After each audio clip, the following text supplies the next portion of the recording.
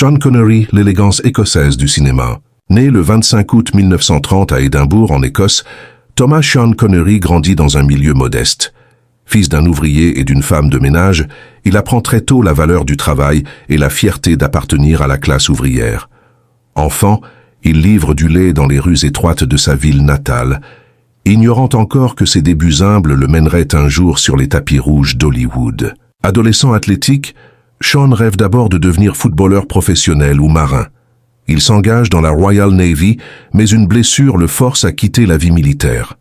De retour à Édimbourg, il enchaîne les petits boulots, maçon, modèle pour artiste et même bodybuilder. C'est lors d'un concours de culturisme qu'un talent caché commence à se révéler.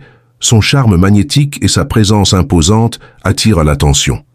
Dans les années 1950, Connery se tourne vers le théâtre et la télévision. Mais c'est en 1962 que sa vie bascule. Il incarne pour la première fois James Bond, le célèbre agent 007, dans Dr. No.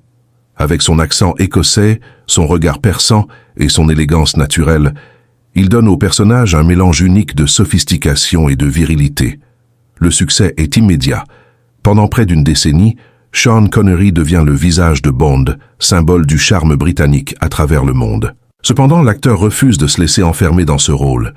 Il prouve sa polyvalence dans des films comme The Man Who Would Be King, 1975, Le Nom de la Rose, 1986 et The Untouchables, 1987, pour lequel il reçoit l'Oscar du meilleur second rôle. Son charisme ne faiblit jamais, même avec l'âge. En 2000, la reine Elisabeth II l'anoblit. Sir Sean Connery devient alors non seulement une icône du cinéma, mais aussi une fierté nationale pour l'Écosse.